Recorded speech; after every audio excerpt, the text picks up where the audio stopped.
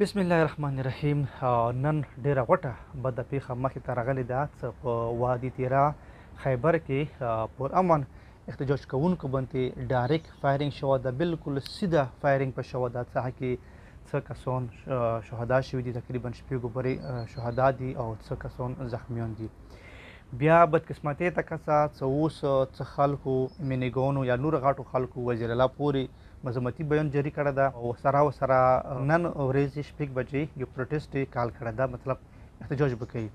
نو ښه خبره خو دا ښه وه چې مذمتي بیان هم نه وای جاري شوه او د کوم ګنټې نیمې ګنټې دپاره کوم احتجاج کېږي دا هم نه وای شوه.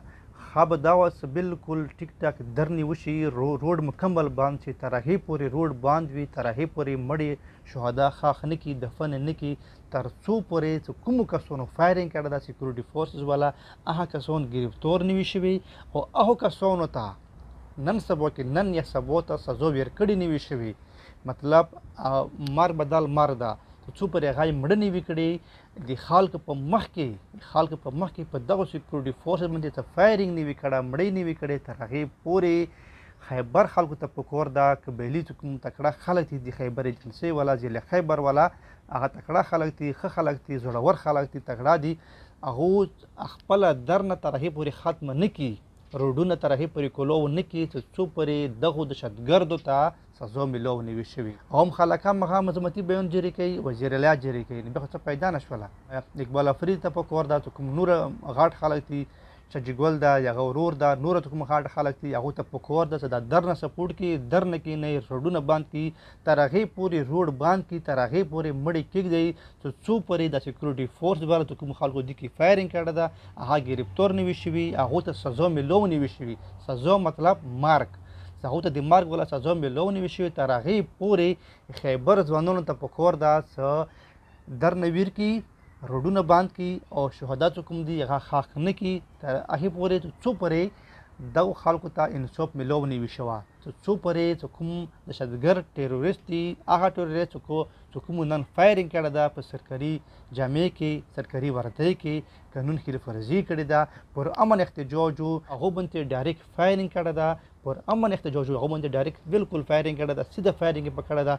څه کسانو شهدا شوي دي او څو ورکې زخمیان دي. د خیبر ځوانانو ته خلکو ته پکار ده څه ټیک ټاک در نه ویر کړي، داسې در نه ویر کړي چې یوه تاریخي در نه ویر کړي، څه پاکستان ته خوا څه دنیا ته پاته ولګېږي چې دا د خیبر ځوانان راوتلي دي، هغو د احتجاج ده، در نه ده، داسې روډونه بند کړي، داسې مظاهره وکړي، داسې در نه ویر کړي څه دو ته پاته ولګېږي، پاکستان ته پاته ولګېږي، بلکې څه ټولې دنیا ته پاته ولګېږي.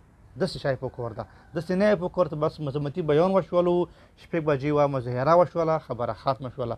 خبره ختمه نه ده، ویل چې دغه ظلم ورځې نه بلې ته زیاتېږي، کله په کرمې کې، کله په خیبر کې، کله په اورګزۍ کې، کله په بجوړ کې ټارګټینګ کلینګ کېږي، سکول ماشومان باندې موټر ګولې غورځېږي، ماشومان مړه کېږي، ماشومان په ګوډه باندې ولی شي، ورسره چې کومې قبیلي سیمې نور مشران دي هغو باندې دماکې کېږي. یوه خبره بله دا شی زیاتېږي.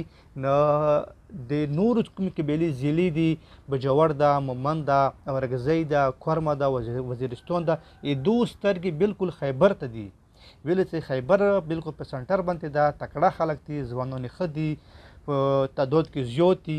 نو دو ته پکار مطلب دو بس موږ ته مخته شي چې دغه نه دا نورې ضلعې ورپسې شي، مثلا کرمه ده، بجوړ ده، مومند ده، وزیرستان ده، شمالي ده، جنوبي ده، دا هم څوک د پسې چرته پله داسې روان شي. خو داسې در نه پکار ته هغه بالکل ختمه نه کړي، تر هغې پورې چې څو پورې دغه ټیروریست سرکاري دهشتګرد چې کومې سرکاري جامو کې وو هغو ته سزا میلاو نه وي شوي.